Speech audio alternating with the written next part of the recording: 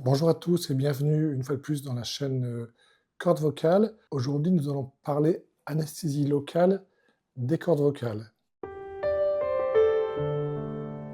Pourquoi je réalise une anesthésie locale des cordes vocales à la consultation? C'est vrai qu'on peut se demander en quoi c'est nécessaire et qu'est-ce que ça peut apporter à mes patients. Ça fait de nombreuses années que progressivement j'ai évolué sur le sujet et je me suis rendu compte que ça apportait une qualité d'examen, d'anticipation pour mes patients. Donc je ne fais pas cette anesthésie locale pour mon confort à moi, mais pour une meilleure qualité d'examen que j'espère offrir à mes patients et pour anticiper certaines choses. Parlons d'abord de la qualité de l'examen que je réalise en consultation. Donc j'endors généralement de façon assez légère les cordes vocales pour permettre un examen beaucoup plus proche, donc à courte distance de celle-ci, et je peux m'approcher très près, parfois à quelques millimètres, parfois je peux passer en dessous des cordes vocales et voir ce qui se passe sur la partie supérieure de la trachée à la consultation. Donc ça apporte des images qui sont extrêmement précises et qui peuvent permettre de donner des réponses à mes patients par rapport à ce que je pense voir. Une seconde raison pour laquelle je réalise assez souvent des anesthésies locales pendant la consultation, c'est que j'anticipe un geste que je pourrais effectuer ultérieurement, peut-être à la fois suivante ou plus tard, un geste que je projetterai éventuellement sous anesthésie locale.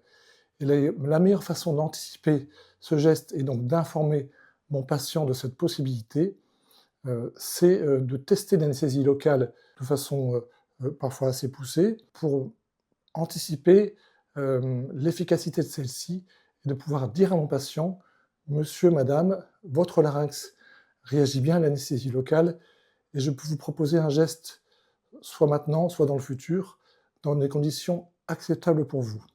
Voilà les 2 raisons principales pour lesquelles je propose, assez souvent une anesthésie locale à mes patients pendant la consultation. Alors, cette anesthésie locale, comment je la réalise?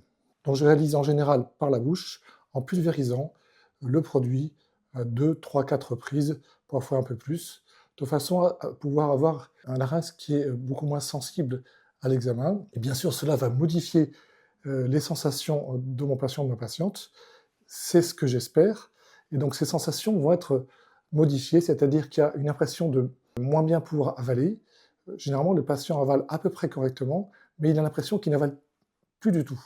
Donc il faut lui expliquer que c'est juste une sensation qui est ressentie, mais que le mouvement de la déglutition est à peu près normal. On peut aussi avoir une sensation de moins bien respirer, c'est tout simplement parce que l'air qui passe par ici n'est plus senti par le larynx. On peut aussi avoir une impression de sensation de gorge un petit peu cartonnée, etc., ce genre de choses qui sont consécutifs à une anesthésie locale normale en fait. Tout ça, ça va s'évaporer, ça va disparaître très rapidement. Généralement, avant la fin de la consultation, ça commence à s'améliorer, à disparaître, et mon patient va pouvoir sortir, pouvoir reprendre, par exemple, une alimentation ou avaler de l'eau très rapidement à la fin de la consultation. Donc ça n'a pas de conséquences au-delà de la fin de la consultation pour ce type d'anesthésie locale, alors que bien sûr, quand je fais une anesthésie locale pour une intervention sur les cordes vocales, elle est en général un peu plus poussée, et il faut attendre un peu plus longtemps que la gorge se réveille. Voilà ce que je voulais partager avec vous sur les raisons de ce geste et comment ça se déroule.